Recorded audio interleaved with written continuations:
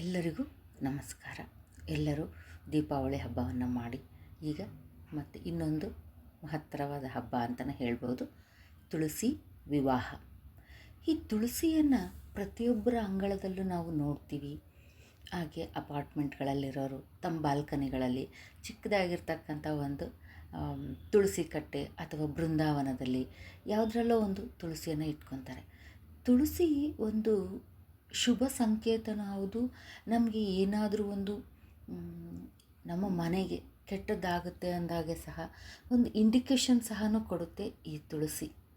ಹಾಗೆ ಪ್ರತಿಯೊಂದು ಯಾವುದೇ ಕೆಟ್ಟದ್ದಾಗದೇ ಇರೋದಕ್ಕೆ ತಡೆಯುತ್ತೆ ಅನ್ನೋದಕ್ಕೆ ತುಳಸಿ ಸಹ ಹೌದು. ತುಳಸಿ ಮಾತೆಯನ್ನು ನಾವು ಪ್ರತಿಯೊಂದು ಹಬ್ಬದಲ್ಲೇ ಆಗಲಿ, ಒಂದು ಯಾವುದೇ ರೀತಿ ಶುಭ ಸಮಾರಂಭಗಳಲ್ಲಿ ವಿಶೇಷವಾಗಿ ಪೂಜೆ ಮಾಡ್ತೀವಿ. ಅಂಥದ್ದು ಈ ಒಂದು ಕಾರ್ತೀಕ ಮಾಸದಲ್ಲಿ ನಾವು ಆಚರಿಸುವ ವಿಶೇಷವಾದ ತುಳಸಿ ಹಬ್ಬ ಅಂದರೆ ತುಳಸಿ ವಿವಾಹ. ಅದನ್ನು ನಾವು ಈ ಸಾರಿ ನವಂಬರ್ 2ನೇ ತಾರೀಕು ಉತ್ಥಾನ ದ್ವಾದಶಿ ಇದೆ ವೀಕ್ಷಕರೇ. 2ನೇ ತಾರೀಕಿಂದ ಬೆಳಗ್ಗೆ 3ನೇ ತಾರೀಕಿನವರೆಗೂ ಸಹ ಈ ದ್ವಾದಶಿ ಇರುತ್ತೆ. ಬೆಳಗ್ಗೆ ಪೂಜೆ ಮಾಡೋರು ಬೆಳಗ್ಗೆ ಮಾಡ್ಬೋದು, ಸಂಜೆ ಮಾಡೋರು ಸಂಜೆ ಮಾಡ್ಬೋದು. ನೋಡಿದರೆ ಎಲ್ಲರೂ ತುಳಸಿ ಹಬ್ಬವನ್ನು ಸಂಜೆ ಟೈಮಲ್ಲೇ ಮಾಡೋದು. ಬೆಳಗ್ಗೆ ಎಲ್ಲ ತುಳಸಿಯನ್ನು ತೋಟದಲ್ಲಿರ್ತಕ್ಕ ತುಳಸಿ ತೋಟವನ್ನು, ಬೃಂದಾವನವನ್ನು ಚೆನ್ನಾಗಿ ಅಲಂಕಾರ ಮಾಡಿ ಸುಣ್ಣ ಕೆಮ್ಮಣ್ಣಿಂದ ಇದು ಮಾಡ್ತಿದ್ರು ಅವಾಗೆಲ್ಲ. ಈಗ ವೆರೈಟಿ ತುಳಸಿ ಇವು ಬಂದಿದ್ದಾವೆ ಬೃಂದಾವನಗಳು. ಅದಕ್ಕೇ ನಾವು ಚೆನ್ನಾಗಿ ಮೊದಲು ತುಳಸಿ ಬೃಂದಾವನವನ್ನು ಅರಿಶಿಣದಿಂದ ಶುದ್ಧಿ ಮಾಡಿಕೊಂಡು ಆನಂತರ ಅದಕ್ಕೆ ಕೆಮ್ಮಣ್ಣು ಸುಣ್ಣದಿಂದ ಎಲ್ಲ ಚೆನ್ನಾಗಿ ಬರೆದು ಅಲಂಕಾರ ಮಾಡಿ ನಾವು ಆ ತುಳಸಿ ಹಬ್ಬವನ್ನು ಮಾಡಬೇಕು ವೀಕ್ಷಕರೇ. ಹಾಗೆ ಕೆಲವರು ತುಳಸಿ ವಿವಾಹವನ್ನು ಎಲ್ಲರೂ ಮಾಡ್ತಾರೆ, ಈ ಹಬ್ಬವನ್ನು ನಾವು ಮಾಡ್ತೀವಿ ಅಂತ ಹಿಂದಿನ ದಿನ ಹೋಗಿ ತುಳಸಿ ಗಿಡ ತರ್ತಾರೆ, ಪೂಜೆ ಮಾಡ್ತಾರೆ, ಇಟ್ಬಿಡ್ತಾರೆ ವೀಕ್ಷಕರೇ. ಅದಲ್ಲ, ಈಗ ಯಾವುದೇ ಒಂದು ಮನೆಯಲ್ಲಿರ್ತಕ್ಕಂಥ ಹೆಣ್ಮಗಳು ಮೊದಲಿಂದ ಮಗಳು ಇರ್ತಾಳೆ ತಾನೆ, ಒಂದಿನ 2 ದಿನಕ್ಕೆ ತಂದು ಪೂಜೆ ಮಾಡಿ ಮೂಲೆಗಿಡೋದು ತುಳಸಿ ಹಬ್ಬ ಅಲ್ಲ ವೀಕ್ಷಕರೇ. ತುಳಸಿಯನ್ನು ನಾವು ಅಷ್ಟೊಂದು ಪೂಜೆ ಮಾಡಲೇಬೇಕು ನಮಗಿಷ್ಟ ಅಂತ ಅನ್ನೋರು ಮೊದಲೇ ತೊಗೊಂಬಂದು ಇಟ್ಕೊಳ್ಳಿ. ಅಟ್ಲೀಸ್ಟ್ ಒಂದು 2-3 ತಿಂಗಳು ಮುಂಚೆನಾದರೂ. ಈ ಶ್ರಾವಣದಲ್ಲಿ ನಾವು ಹಾಕ್ಕೊಂಡ್ರೂ ಸಹ ಚೆನ್ನಾಗೇ ಬರುತ್ತೆ ತುಳಸಿ. ಅವನ್ನು ಬೆಳೆಸ್ಕೊಂಡು ಕಾಪಾಡಿಕೊಂಡು ಆ ತುಳಸಿ ಹಬ್ಬದಲ್ಲಿ ಪೂಜೆ ಮಾಡಿದರೆ ಚೆನ್ನಾಗಿ ಬರುತ್ತೆ. ಏನಂದರೆ ಜಾಸ್ತಿ ನೀರು ಹಾಕೋದು ಅದೆಲ್ಲ ಮಾಡದೇ ಇದ್ದರೆ ಶೀತಕ್ಕೆ ಬೇಗ ಒಣಗೋಗುತ್ತೆ ತುಳಸಿ. ಹಾಗಾಗಿ ಈ ತುಳಸಿ ಎಷ್ಟು ಥರ ಅಂದರೆ ಒಂದು ಔಷಧಿಯಾಗಿ ಸಹ ನಾವು ತುಳಸಿ ಗಿಡವನ್ನು ಉಪಯೋಗ ಮಾಡ್ತೇವೆ ವೀಕ್ಷಕರೇ.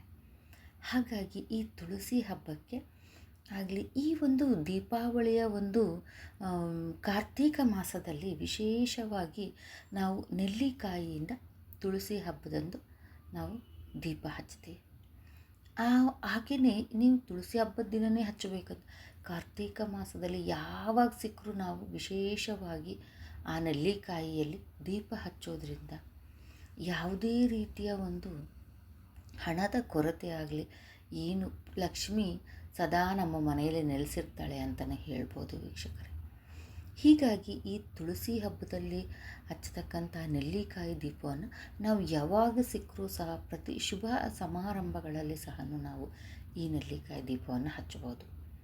ಆ ನೆಲ್ಲಿಕಾಯಿನ ಶುಭ್ರವಾಗಿ ತೊಳೆದು ಅರಿಶಿನ ಹಚ್ಚಿಬಿಟ್ಟು ಕುಂಕುಮ ಹಚ್ಚಿ ಆಮೇಲಿನ ಸ್ವಲ್ಪ ಅದನ್ನು ತೆಗೆದುಬಿಟ್ಟು ತುಪ್ಪದಲ್ಲೇ ಆಗಲಿ ಅಥವಾ ಎಳ್ಳೆಣ್ಣೆಯಲ್ಲಾಗಲಿ ನಾವು ಈ ನೆನೆಸಿದ ಹೂ ಬತ್ತಿಗಳಿರ್ತಲ್ಲ ಆ ಬತ್ತಿಗಳಿಂದ ಹಚ್ಚಿ ಆ ತುಳಸಿಗೆ ಆರತಿ ಮಾಡಬೇಕು ವೀಕ್ಷಕರೇ. ಹಾಗೆ ಅದರ ಜೊತೆಗೆ ತುಳಸಿಯ ಬೃಂದಾವನ ಆಗಲಿ ಪಾಟಲ್ಲೇ ಹಾಕಿರಲಿ ಒಂದು ಚಿಕ್ಕದಾಗಿರ್ತಕ್ಕಂಥ ಕೃಷ್ಣನನ್ನು ಇಟ್ಟು ಅದರ ಜೊತೆ ನೆಲ್ಲಿಕಾಯಿ ಗಿಡವನ್ನು ಇಟ್ಬಿಟ್ಟು ಪೂಜೆ ಮಾಡಬೇಕು.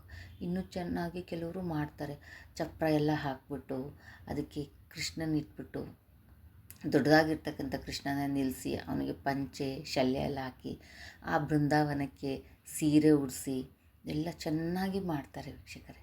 ಆಮೇಲೆ ಅವತ್ತು ಸಹ ಕಿರು ದೀಪಾವಳಿ ಅಂತ ಆಚರಣೆ ಮಾಡ್ತೀವಿ.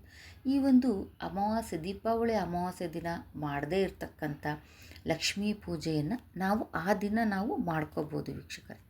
ಹಾಗೆ ಯಾವುದೇ ಜಪ ಆಗಲಿ ನಾವು ಸ್ಟಾರ್ಟ್ ಮಾಡಬೇಕು ಅಂದರೆ ಸಹ ಈ ತುಳಸಿ ಹಬ್ಬದ ದಿನವನ್ನು ನಾವು ಸ್ಟಾರ್ಟ್ ಮಾಡ್ಬೋದು. ಹಾಗೆ ತುಳಸಿ ಹಬ್ಬಕ್ಕೆ ಬೆಳಗ್ಗೆ ಮಾಡೋರು ಬೆಳಗ್ಗೆ ಮಾಡ್ಬೋದು. ಭಾನುವಾರ ದಿನ ಬಂದಿದೆ, ಪ್ರತಿಯೊಬ್ಬರಿಗೂ ರಜಾ ಇರುತ್ತೆ. ಎಲ್ಲರೂ ಚೆನ್ನಾಗಿ ಅಲಂಕಾರ ಮಾಡಿಕೊಂಡು ಬೃಂದಾವನಕ್ಕೂ ಚೆನ್ನಾಗಿ ಅಲಂಕಾರ, ಕೃಷ್ಣನಿಗೂ ಚೆನ್ನಾಗಿ ಅಲಂಕಾರ ಮಾಡಿ ಮಕ್ಕಳ ಜೊತೆ ಸಂಸಾರ ಸಮೇತವಾಗಿ ಈ ತುಳಸಿ ವಿವಾಹವನ್ನು ಆಚರಣೆ ಮಾಡಿ ಅಂತ ಹೇಳ್ತೀನಿ ವೀಕ್ಷಕರೇ. ಹಾಗೆ ಪ್ರತಿಯೊಬ್ಬ ಒಂದು ಹೆಣ್ಮಕ್ಳಿಗೂ ಆಸೆ ಇರುತ್ತೆ. ಕೆಲವರು ಮನೆಗಳಲ್ಲಿ ಇದೆಲ್ಲ ಪದ್ಧತಿಗಳು ಇರಲ್ಲ ಆಚರಣೆ ಮಾಡೋದು, ಅದಕ್ಕೆ ಅನುಕೂಲ ಮಾಡಿಕೊಡ್ಬೇಕು ಅವ್ರ ಮನೆಯವರು ಮಾಡಿ ಅಂತಲೂ ಹೇಳಬೇಕು.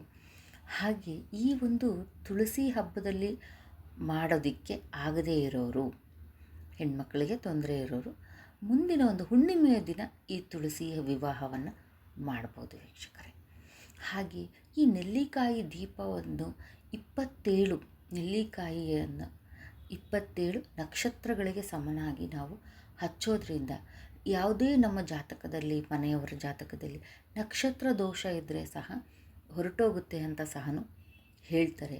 ಹಾಗಾಗಿ ನೆಲ್ಲಿಕಾಯಿ ಸಿಕ್ಕರೆ ನಿಮಗೆ ಯಥೇಚ್ಛವಾಗಿ ಅವತ್ತಿನ ದಿನ ಆ ಒಂದು ದೊಡ್ಡದಾಗಿರ್ತಕ್ಕಂಥ ತಟ್ಟೆಯಲ್ಲಿ ನೆಲ್ಲಿಕಾಯಿಗಳನ್ನು ಚೆನ್ನಾಗಿ ತೊಳೆದು ಶುಭ್ರ ಮಾಡಿಬಿಟ್ಟು ನಾವು ಒರೆಸಿ, ಈ ಥರ ನಾನು ಹೇಳಿದ್ನಲ್ಲ, ತುಪ್ಪದ ಬತ್ತಿಗಳನ್ನು ಹಾಕಿ ಹಚ್ಚಿ ಅದ್ರ ಮುಂದೆ ನಾವು ಕೂತ್ಕೊಂಡು ಒಂದು ಯಾವುದೇ ಮಂತ್ರಪಠಣ ಆಗಲಿ, ತುಳಸಿ ಅಷ್ಟೋತ್ತರ ಆಗಿ ಓದೋದ್ರಿಂದ ಆ ಹೊಗೆಯನ್ನು ನಾವು ಉಸಿರಾಡೋದ್ರಿಂದ ನಮ್ಮ ದೇಹಕ್ಕೆ ತುಂಬ ಒಳ್ಳೆಯದಾಗುತ್ತೆ ವೀಕ್ಷಕರೇ. ಇದಿಷ್ಟು ತುಳಸಿ ಹಬ್ಬದ ಮಹತ್ವ ಅಂತಲೇ ಹೇಳ್ಬೋದು. ಇದೇ ಭಾನುವಾರ 2ನೇ ತಾರೀಕು ಬೆಳಗ್ಗೆಯಿಂದನೇ ಇದೆ ವೀಕ್ಷಕರೇ. ಸಮಯ ಬೆಳಗ್ಗೆ ಮಾಡ್ಬೋದು, ಸಂಜೆನೂ ಮಾಡ್ಬೋದು. ನಮಗೆ ಸೋಮವಾರ ಆಗುತ್ತೆ ಅನ್ನೋರು ಸಹ ಸೋಮವಾರ ಬೆಳಗ್ಗೆವರೆಗೂ ದ್ವಾದಶಿ ಇದೆ, ಇದನ್ನು ನಾವು ಮಾಡ್ಬೋದು ವೀಕ್ಷಕರೇ. ಮತ್ತು ಮುಂದಿನ ಒಳ್ಳೆಯ ವಿಡಿಯೋದೊಂದಿಗೆ ಭೇಟಿಯಾಗೋಣ. ಧನ್ಯವಾದಗಳು.